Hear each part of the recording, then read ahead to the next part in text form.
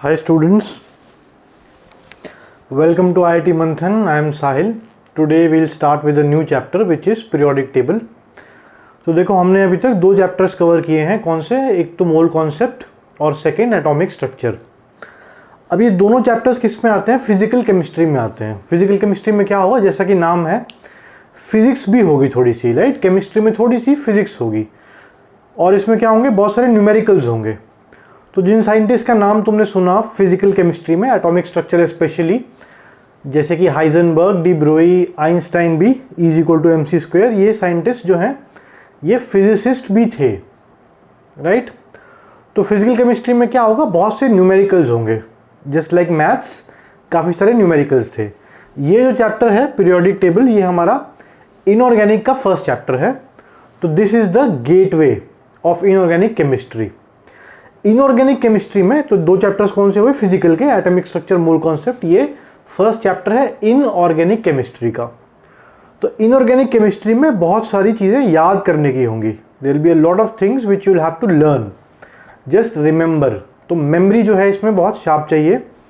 किस लिए? याद करने के लिए.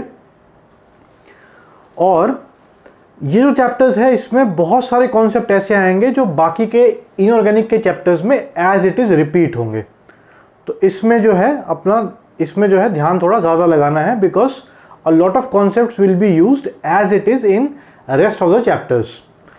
अगर जिसे कई बुक्स में या कई बार अगर इसमें बहुत ज़्यादा टाइम हम लगाते हैं तो फिर दूसरे चैप्टर्स के कॉन्सेप्ट भी कुछ इसी में पढ़ लेते हैं. तो this is the first chapter. इसमें हम क्या पढ़ेंगे? पीरियोडिक टेबल के बारे में पढ़ेंगे. मेन चैप्टर्स तो पीरियोडिक टेबल के लिए है, जो भी बुक्स में दिया हुआ है, मॉडर्न पीरियोडिक टेबल. लेकिन उससे पहले इट इज़ इम्पॉर्टेंट कि यहाँ तक पहुँचे क्यों, यहाँ तक पहुँचे कैसे. जो अभी मॉडर्न पीरियोडिक टेबल हम देखते हैं, राइट, जिसमें 18 ग्रुप्स हैं, 7 कॉलम्स हैं, वहाँ तक आए कैसे हम. तो इसके लिए बहुत इंपॉर्टेंट है इसकी हिस्टोरिकल बैकग्राउंड भी, कि कैसे कैसे साइंटिस्ट का दिमाग चल रहा था स्टार्टिंग से, और कैसे जो है यहाँ तक हम आज जो हम मॉडर्न पीरियोडिक टेबल पढ़ रहे हैं, जिसमें एटॉमिक नंबर के हिसाब से एलिमेंट्स लगे हुए हैं, राइट. पीरियोडिक टेबल तो देख लिया होगा, मोल कॉन्सेप्ट में बहुत बार एटॉमिक मास के लिए देखा होगा, फिर एटॉमिक स्ट्रक्चर में तो भी देखा होगा. कब? जब हम उनकी इलेक्ट्रॉनिक कॉन्फ़िगरेशन लिख रहे थे. तो सारे एलिमेंट्स कैसे अरेंज हैं? एटॉमिक नंबर की तरह अरेंज्ड हैं. मगर स्टार्टिंग में तो ये नहीं पता था. स्टार्टिंग में बहुत सारे एलिमेंट्स थे और तब ऐसी ज़रूरत हुई कि इनको ग्रुप किया जाए एक साथ. किस हिसाब से? प्रॉपर्टीज सेम आ जाए.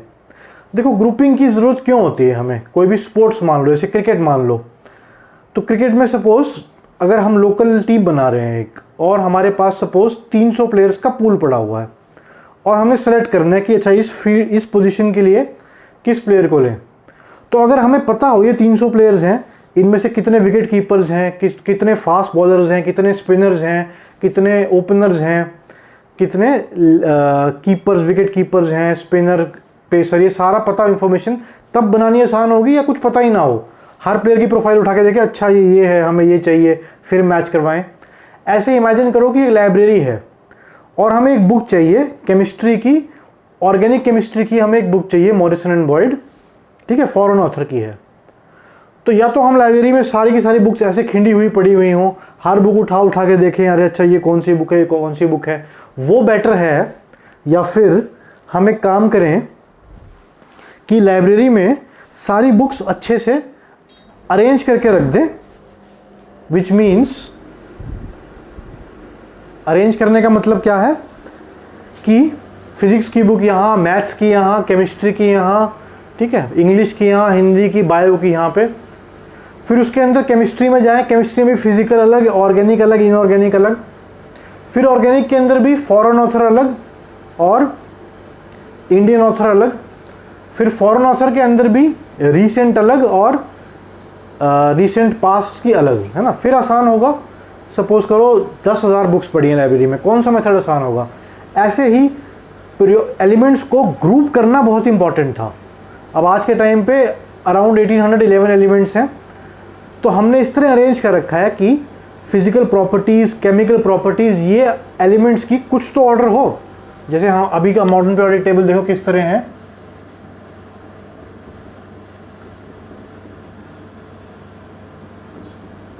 ये सारे एलिमेंट्स का नाम है अल्कली मेटल्स। इनकी बहुत सी प्रॉपर्टीज आपस में मिलती जुलती हैं, बहुत सी केमिकल प्रॉपर्टीज आपस में मिलती जुलती हैं, और बहुत सी ऐसी प्रॉपर्टीज हैं जो हम यूज करते हैं केमिस्ट्री में, वो एक रेगुलर ट्रेंड फॉलो कर रहा है। जैसे सपोज करो एटॉमिक रेडियस है ना, एटॉमिक स्ट्रक्चर में हमने पढ़ा था एटॉमिक रेडियस, तो वो ग्रेजुअल इंक्रीज दिखा रहा है। इसका रेडियस इससे ज़्यादा है तो इससे ज़्यादा है, छलांग मार रहा है, इसके बाद इससे ज़्यादा है। तो इस तरह से प्रॉपर्टीज़ जो है वो अरेंज्ड भी है ढंग से पोजीशन में, मतलब अगर बढ़ रही है, जैसे एटॉमिक रेडियस तो बढ़ता है ऊपर से नीचे जाने में क्योंकि साइज बढ़ता है, रेडियस शेल्स बढ़ते हैं, इसके 2 शेल होते हैं, इसके 3, इसके 4। तो आसानी है हमारे पास, हमें सपोज अल्कली मेटल चाहिए कोई, ये सारे अल्कली मेटल हैं, और उस रिएक्शन में सोडियम से बात नहीं बन रही, हमें चाहिए कि एटॉमिक रेडियस थोड़ा ज़्यादा हो, तो फटाफट जो है हम पोटेशियम पे जा सकते हैं। वहाँ से भी नहीं बात बन रही, थोड़ा और एटॉमिक रेडियस चाहिए तो रुबिडियम पे जा सकते हैं।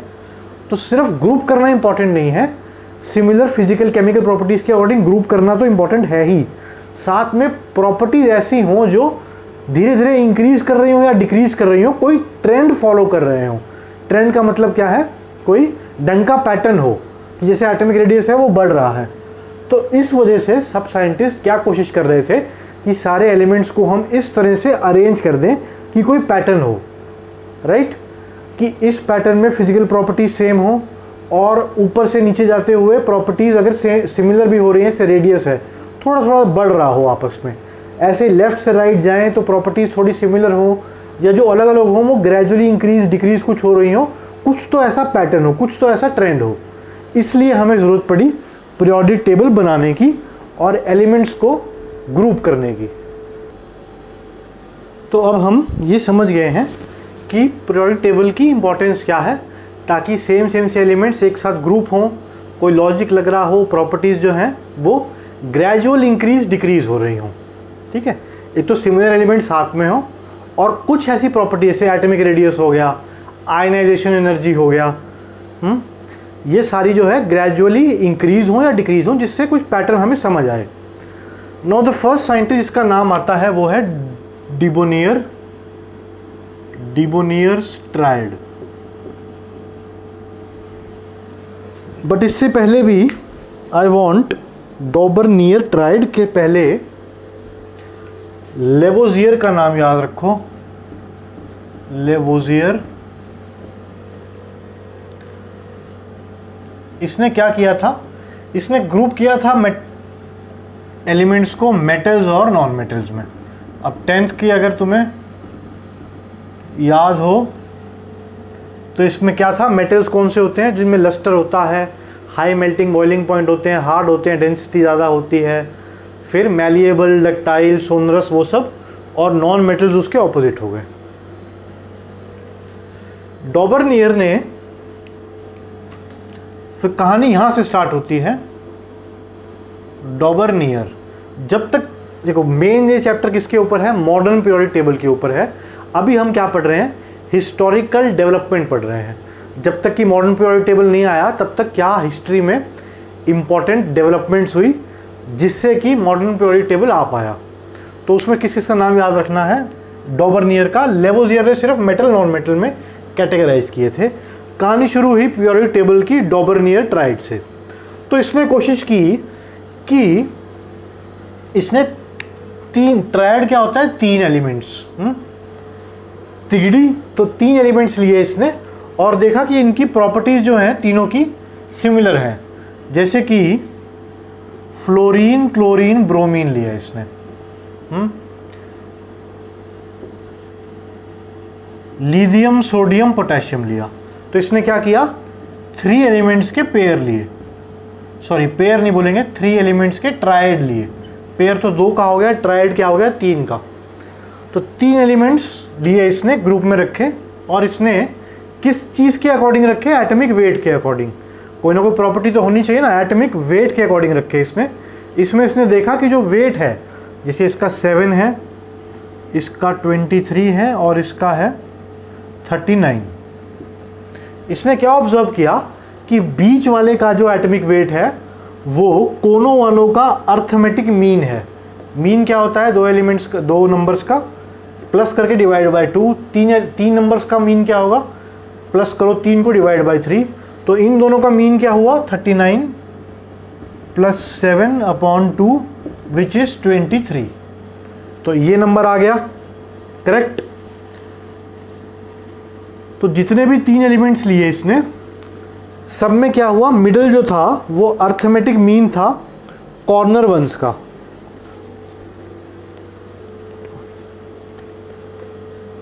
ऐसे ही फ्लोरीन, क्लोरीन, ब्रोमीन, जैसे इसका 35.5 होता है, इसका होता है 80, और आयोडीन का होता है, सॉरी फ्लोरीन नहीं था इसमें, और आयोडीन का होता है 127।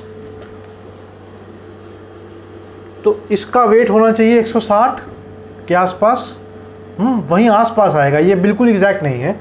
तो इसने बोला इनका अर्थमेटिक मीन जो है या तो इसके बिल्कुल बराबर आएगा या उसके आसपास ही होगा। और कौन से ट्राइड्स थे, जैसे कि आयरन, या बेटर है एग्जाम्पल लो कैल्शियम, स्ट्रोंटियम और बेरियम का 40, 88 और 137। तो इसका मीन देखो कितना आएगा, 137 प्लस 40, 177/2, 88.5। ठीक है, इनका मीन आया 88.5 विच इज़ वेरी क्लोज। ठीक है, एग्जैक्ट तो नहीं है, which is very close to 88। तो ये 3 थे ट्राइड, ये ट्राइड 1, 2, 3 और भी बहुत सारे थे, सारे याद तो नहीं रखने हैं।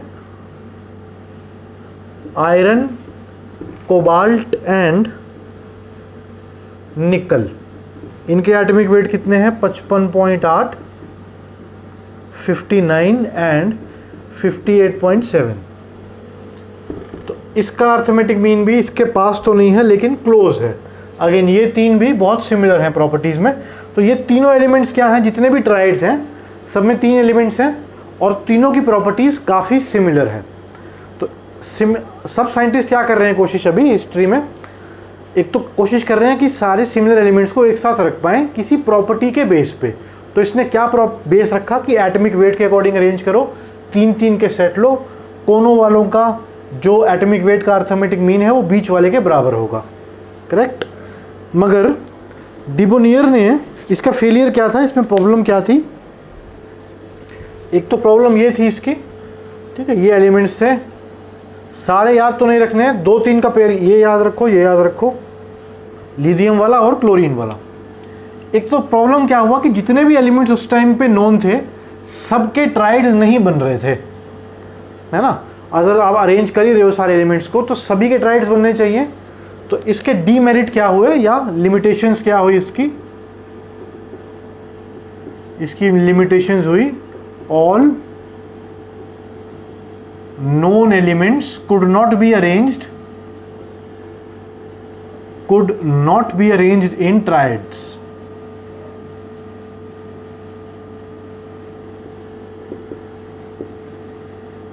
एक तो ये बड़ी लिमिटेशन थी। सेकेंड लिमिटेशन क्या थी इसकी कि even some similar elements were not following the logic, were not getting arranged in triads।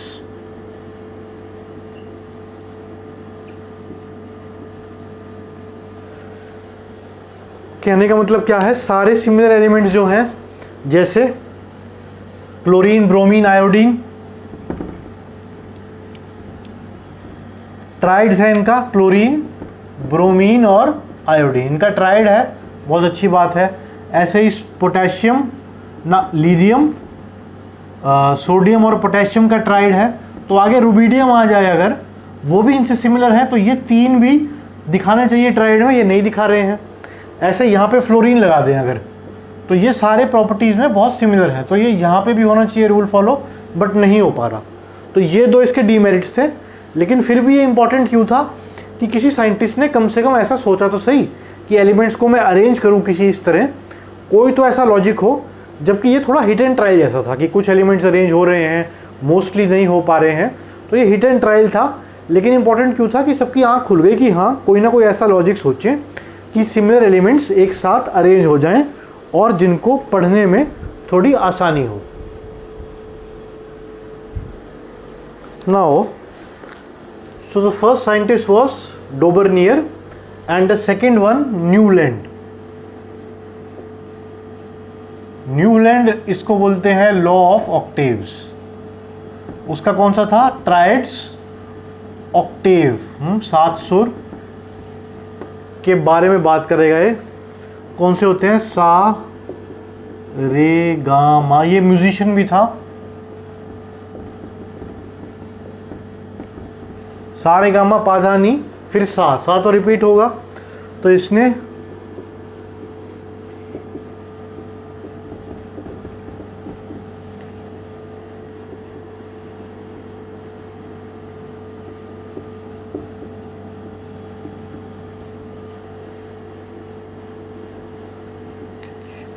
इतने ही एलिमेंट्स इसने अरेंज किए थे।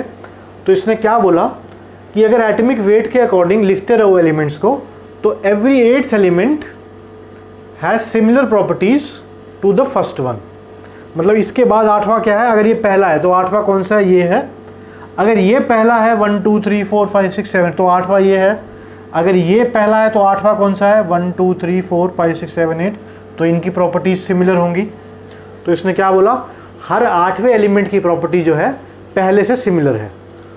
ठीक वैसे ही जैसे 7 सुर हैं, 8वां क्या आएगा? 8वां फिर उसकी रेपिटेशन होगी, सा रे गा मा पा धा नी सा, फिर सा रे गा मा पा धा नी सा। ये इंडियन तो नहीं था, मगर सुर जो है वो इतने ही हैं हर लैंग्वेज में। ठीक है, म्यूजिक की लैंग्वेज तो सेम है। तो इसने सुर के हिसाब से उसको अरेंज करवाया और बोला कि 7 के बाद रेपिटेशन होगी। या इसने या क्या लिख सकते हो? Every 8th element is a repetition in the properties of the first element। तो इसका ये लॉ था। इसकी इंपॉर्टेंस क्या थी? देखो, डॉबेनियर ने क्या किया था, उसने कोई ऐसा सिस्टम नहीं दिया था। उसने तो रैंडमली हिट एंड ट्रायल का मेथड था। 3 एलिमेंट लिए जिनकी प्रॉपर्टी सिमिलर है, और कुछ कुछ में क्या लॉ हो रहा था कि बीच वाले का एटॉमिक मास जो है कोनों वालों का अर्थमेटिक मीन आ रहा था। मगर इसने ढंग से अरेंज किया है ना, इसमें तो कोई रूल भी लग रहा है, रैंडम तो नहीं है कि हाँ 7वां एलिमेंट जो है रेपिटेशन ऑफ फर्स्ट है प्रॉपर्टी। हर 8वां पहले की रेपिटेशन है। ये फर्स्ट तो ये 8, ये फर्स्ट तो ये 8, ये फर्स्ट तो ये 8th हो गया। तो इसने क्या किया? पीरियोडिसिटी की तरफ और आंखें खोली सबकी कि हाँ ऐसी कोई प्रॉपर्टी हो सकती है जिसे हम अरेंज करें और प्रॉपर्टी रिपीट होनी स्टार्ट हो जाए। डॉबेनियर का तो बहुत बेसिक सा हिट एंड ट्रायल सा मेथड था। इसने क्या किया कि हाँ ऐसा कोई लॉजिक हम बना सकते हैं कि कुछ इंटरवल के बाद इंटरवल क्या है यहाँ पे? 7 के बाद ये है, फिर 7 के बाद प्रॉपर्टी रिपीट हो रही हैं। तो इसको क्या बोलते हैं? पीरियोडिसिटी। कुछ इंटरवल के बाद प्रॉपर्टीज़ का, सिमिलर प्रॉपर्टीज़ का रिपीट होना। तो वो इस पर नज़र किसने डाली? न्यूलैंड ने, कि हाँ इस तरह से कुछ लॉजिक तो लगाएं कि थोड़े थोड़े टाइम बाद प्रॉपर्टीज सिमिलर वाले एलिमेंट्स दोबारा आए। तो इसकी लिमिटेशंस क्या थी,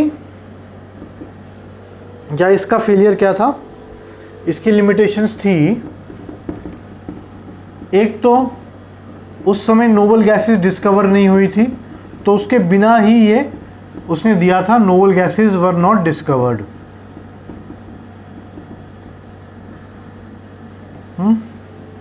और दूसरा क्या था?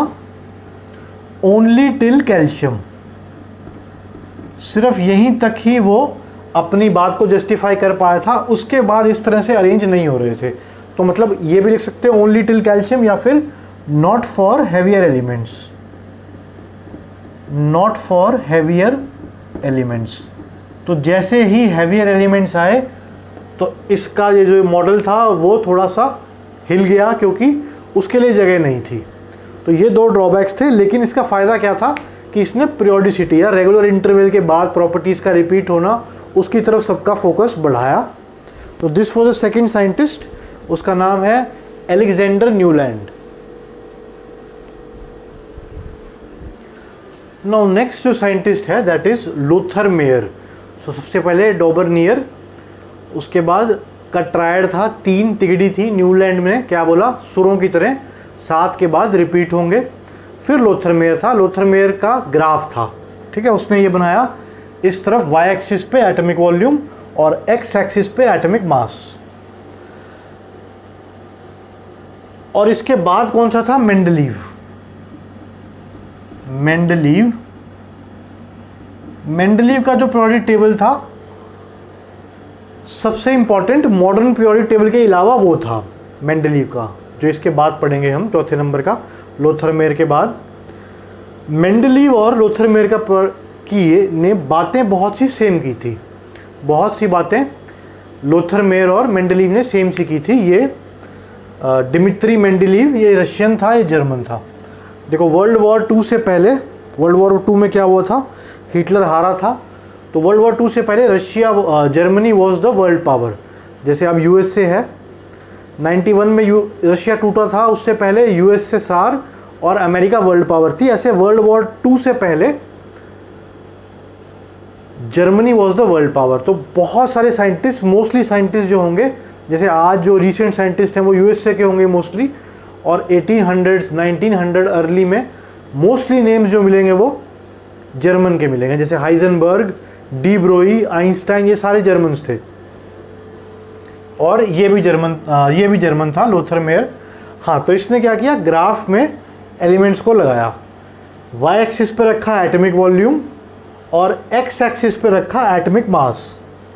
तो इस तरह का कुछ कर्व मिला, और इस तरह पे इसने क्या देखा कि जिन एलिमेंट्स की प्रॉपर्टीज सिमिलर हैं, कौन सी? फिजिकल और केमिकल प्रॉपर्टीज सिमिलर हैं, मोस्टली केमिकल प्रॉपर्टीज, वो कर्व पे सेम पोजीशन पे आ रहे हैं। जैसे कि अगर मॉडर्न पीरियोडिक टेबल देखो और बिल्कुल फर्स्ट हाइड्रोजन के नीचे अगर देखो कौन कौन से हैं, lithium, sodium, potassium, rubidium, caesium, हली, नाक, रब, कसफर, इनको क्या बोलते हैं? अल्कली मेटल्स बोलते हैं। तो ये सारे पीक पे आ रहे हैं, देख रहे हो जितने भी ये पहाड़ से जल रहे हैं सबकी पीक पे है lithium, sodium, potassium, rubidium, caesium. ऐसे ही सेकंड ग्रुप में जाओ, मतलब फर्स्ट जो ग्रुप है वो हाइड्रोजन का है, हाइड्रोजन, लिथियम, सोडियम।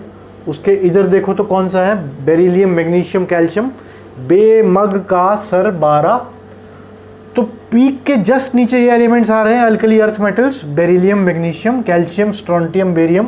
बिल्कुल सही, मतलब चोटी पे ये है और जस्ट यहाँ पे ये है। ऐसे ही फिर जो हमारे ये हैं क्लोरीन, हेलोजेंस बोलते हैं इनको, क्लोरीन, ब्रोमीन, आयोडीन, ये कब है? कर्व पे जब चढ़ रहे होंगे। देखो ये बिल्कुल चोटी पे है, ये चोटी से नीचे है, बे, मग, का, सर, 12, ये चोटी से नीचे है। और जब जस्ट कर्व पे चढ़ रहे हैं तब कौन से हैं? क्लोरीन, ब्रोमीन, आयोडीन, कर्व पे जब जस्ट चढ़ रहे हैं। क्लोरीन, ब्रोमीन, आयोडीन, कर्व पे चढ़ रहा है, ये भी कर्व पे चढ़ रहा है, तो फ्लोरीन यहाँ पे होगा। तो 3 चीज़ें देखी हमने, अल्कली मेटल्स चोटी पे, जस्ट चोटी से नीचे, अल्कली अर्थ मेटल्स, बेमक, का, सर, 12, ऐसे चोटी पे चढ़ते हुए halogens, fluorine, chlorine, bromine, iodine. ऐसे ही ये जो मिनिमाज है, कर्व के मिनिमाज है सबसे नीचे, ये ट्रांजिशन मेटल्स हैं, डी ब्लॉक के एलिमेंट हैं। पीरियोडिक टेबल में देखो डी ब्लॉक कहाँ पे दिया हुआ है, ये ट्रांजिशन एलिमेंट्स कहाँ पे आ रहे हैं? मिनिमा पे आ रहे हैं। तो 4 पॉइंट्स लिख सकते हो कि पीक पे कौन से आ रहे हैं? अल्कली मेटल्स और alkali earth metals just peak से नीचे, और चढ़ते हुए halogens, fluorine, chlorine, bromine, iodine, और मिनिमा पे आ रहे हैं ट्रांजिशन एलिमेंट्स। तो कहने का मतलब क्या है? एक बहुत अच्छी बात इसने बताई है कि सिमिलर प्रॉपर्टीज़ के हैं, वो कर्व पे सिमिलर पोजीशन पे आ रहे हैं। अब लोथरमेयर और मेंडलीव ने बहुत सिमिलर सी चीज़ दी, डिमित्री मेंडलीव। लेकिन प्रॉब्लम क्या हुई? प्रॉब्लम ये हुई कि ये रिप्रेजेंटेशन समझने के लिए बहुत आसान नहीं है। जैसे मॉडर्न पीरियोडिक टेबल देखो तो कॉलम दिए हुए हैं बढ़िया से, रोज़ हैं, अच्छे से दिख रहा है एक के बाद कौन सा आ रहा है, समझ में ज़रा आता है। ग्राफ में प्रॉब्लम है, अब यहाँ पे भी एक एलिमेंट हो, यहाँ पे भी हो, तो समझने में थोड़ा सा आसान है कि हाँ चढ़ते हुए, ऊपर चढ़ते हुए पहले से दूसरा कि पहले से तीसरा कौन सा है, तो समझने में थोड़ी प्रॉब्लम है। यानी रिप्रेजेंटेशन वॉज, अगर इसका कोई डीमेरिट है तो वो है representation was not very clear. Dmitri Mendeleev ने भी सेम इंफॉर्मेशन दी थी जो इसने दी थी, मगर उसने चार्ट के फॉर्म में दी थी, टेबल्स और कॉलम्स के फॉर्म में दी थी। तो next scientist was Dmitri Mendeleev. So the next scientist is Dmitri Mendeleev. Now Lothar Meyer और मेंडलीव, लोथलमेयर ने क्या ग्राफ सा दिया था, एटमिक वॉल्यूम और atomic mass, atomic volume atomic mass, वो इस तरह का ग्राफ था। तो बहुत सारी इन्होंने मतलब मेंडलीव और लोथलमेयर की प्रॉपर्टीज़ बहुत सी से जो बातें बताना चाह रहे थे बहुत सी सेम थी, सारी लगभग सेम इंफॉर्मेशन थी। मेजर डिफरेंस क्या था, लोथलमेयर ने ग्राफ में बनाया था और मेंडलीव ने इसने टेबल की फॉर्म में बनाया था, जैसे आज का मॉडर्न पीरियोडिक टेबल है। ये मेंडलीव का पीरियोडिक टेबल याद नहीं रखना है, तो इसलिए मैंने बहुत थोड़ी से एलिमेंट्स लिखे हैं, जस्ट थोड़ा सा ओवरव्यू देने के लिए। इसमें 8 तो ग्रुप्स हैं, ये 8 ग्रुप्स हैं और 7 सीरीज थी। मतलब आप तो पीरियड बोलते हैं इसको मॉडर्न पीरियोडिक टेबल में, उस टाइम सीरीज बोलते थे। तो मेंडलीव के पीरियोडिक टेबल में 8 ग्रुप्स थे, 1 2 3 4 5 7 8 और 7 सीरीज थी, 1 2 3 4, मतलब ये कॉलम हो गए और ये रोज हो गई 7। तो क्या एडवांटेज हुआ लोथलमेयर से, एक तो बहुत ज़्यादा सिस्टमेटिक है ये। फिर इसने सब ग्रुप भी बनाए थे, मतलब हर ग्रुप में, हर कॉलम में सब ग्रुप भी हैं, A B A B A B, और 8th के अंदर 3 थे, ठीक है, यहाँ पे 3 एलिमेंट रखे थे इसने, 3, 8th के अंदर 3 एलिमेंट्स थे। तो ये बहुत ज़्यादा सक्सेसफुल क्यों था मेंडलीव का, जस्ट मॉडर्न पीरियोडिक टेबल से पहले हम मेंडलीव का पीरियड ही पढ़ते थे, ठीक है, हिस्ट्री में, और सबसे सक्सेसफुल भी मॉडर्न से पहले मेंडलीव का ही मानते हैं। क्यों? Because it was very systematic, Lothar Meyer का सिस्टमेटिक नहीं था। फिर क्या एडवांटेज थे इसके, ऑल 63 एलिमेंट्स, उस टाइम 63 एलिमेंट्स नोन थे और सारे के सारे उसने ग्रुप कर दिए थे। तो ये एडवांटेज हुआ इसका, ऑल 63 एलिमेंट्स वर नोन, बहुत ज़्यादा ये सिस्टमेटिक था, सिमिलर प्रॉपर्टीज़ की अरेंज थी। और एक और जो इसका सबसे अच्छी बात थी जो इसकी, इसने ही लेफ्ट गैप, ये इसके मेरिट्स हैं। मेरिट्स क्या हुए, 63 एलिमेंट्स उस टाइम पे पता थे और सारे ही कुड अरेंज। सेकेंड क्या लिखोगे, it is very systematic. Third point क्या लिखोगे, left spaces for undiscovered elements, undiscovered elements. तो इसने खाली स्पेस छोड़ दिया था, जो एलिमेंट्स उस टाइम डिस्कवर्ड नहीं थे। तो इसने क्या किया, देखो एटॉमिक वेट के अकॉर्डिंग, ये किसके अकॉर्डिंग चल रहा है, सब कुछ एटॉमिक वेट के अकॉर्डिंग चल रहा है। तो इसने देखा कि अच्छा बीच में सपोज यहाँ पे, इसने देखा था यहाँ पे एक एलिमेंट ऐसा होना चाहिए जिसको पोटेशियम जैसा हो, करेक्ट। उसकी प्रॉपर्टीज़ भी देखा, लिथियम से थोड़ा सा ये बढ़ रहा है, साइज़ थोड़ा सा बढ़ रहा है। एक छलांग और मारे तो एक एलिमेंट ऐसा आए जो पोटेशियम से ज़्यादा हो, लेकिन उस टाइम अगर वो एलिमेंट डिस्कवर्ड ना हो तो उसने क्या करेगा, गैप रख देगा। तो ऐसे इसने गैप रखा था अनडिस्कवर्ड एलिमेंट्स के लिए। और नेक्स्ट ये थर्ड पॉइंट था, फोर्थ, प्रिडिक्टेड द प्रॉपर्टीज,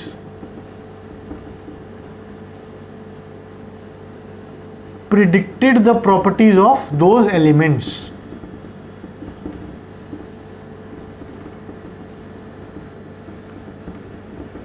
मतलब गैप तो रखा ही रखा अपने अकॉर्डिंग, किस किस के लिए, अक्का सिलिकॉन और एक्का एल्यूमिनियम और एक्का सिलिकॉन। एक्का मतलब जैसा, संस्कृत का वर्ड है, एक्का मतलब जैसा, एल्यूमिनियम जैसा और सिलिकॉन जैसा। तो लेटर ऑन जब ये डिस्कवर्ड हुए तो देखा कि प्रॉपर्टीज़ बहुत सी इससे मिलती है। तो ये 2 एलिमेंट्स थे जिनके लिए स्पेस रखा था और बाद में पता लगा कि इनकी प्रॉपर्टीज़ भी जैसी प्रिडिक्ट की थी मेंडलीव ने, बिल्कुल वैसी ही थी।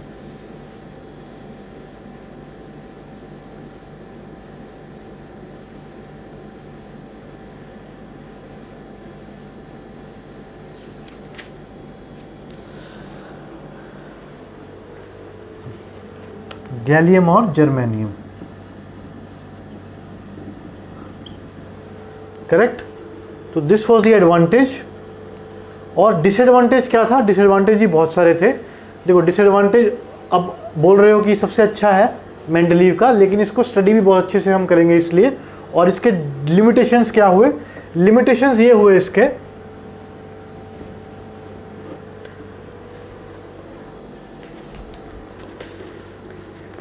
इसने ग्रुपिंग ऑफ डिसिमिलर एलिमेंट्स भी किया। तो इसके डीमेरिट्स अगर लिखने हो तो, या करेक्ट वर्ड इज लिमिटेशंस लिखनी हो, ग्रुपिंग ऑफ डिसिमिलर एलिमेंट्स, बहुत से ऐसे एलिमेंट्स थे जिनकी प्रॉपर्टीज सेम नहीं थी, मगर इस टेबल के अकॉर्डिंग वो सिमिलरली प्लेस्ड हो गए। फिर सेपरेशन ऑफ सिमिलर एलिमेंट्स, ठीक है, जैसे कॉइनेज मेटल्स हैं, कॉपर, सिल्वर, गोल्ड, इनकी प्रॉपर्टीज बहुत सी सेम हैं, लेकिन मेंडलीव के पीरियोडिक टेबल में ये बिल्कुल अलग अलग थे। जैसे प्लैटिनम भी हो गया। उसके बाद डिसिमिलर एलिमेंट्स में एग्जाम्पल लिख सकते हो, सोडियम, पोटेशियम, रिबोडियम के साथ तुमने रख दिया सिल्वर और कॉपर को, कोई प्रॉपर्टी इसकी मिलती नहीं है, फिर भी साथ में रख दिया। सेपरेशन ऑफ सिमिलर एलिमेंट्स ये बिल्कुल सेम है, फिर भी अलग अलग है। प्लैटिनम साथ में होनी चाहिए अगर सिमिलर है तो। नेक्स्ट क्या था, इसने क्या किया? एटॉमिक वेट के अकॉर्डिंग ग्रुप कर दिया। अब इसने देखा कि आयरन, कॉपर, निकल इस तरह से अरेंज कर दिया, जबकि एटॉमिक वेट अगर देखो तो निकल का कम है कोबाल्ट से, फिर भी इस तरह अरेंज क्यों किया? ऊपर से प्रॉपर्टीज जो आ रही थी उनको मिलाने के चक्कर में। करेक्ट, अपना ही रूल ब्रेक कर दिया। क्यों? प्रॉपर्टीज मिलाने के चक्कर में, कि ऊपर से प्रॉपर्टी सिमिलर आनी चाहिए, तो कोबाल्ट को इस रो में रखूं और निकल को इस कॉलम में रखूं। इस चक्कर में अपना लॉ क्या था इसका? एटॉमिक वेट बढ़ रहे थे, मगर ये वॉयलेट क्यों किया? होना तो ऐसे ही चाहिए, मॉडर्न पीरियोडिक टेबल में ऐसे ही है, लेकिन वो एटॉमिक वेट नंबर के अकॉर्डिंग है।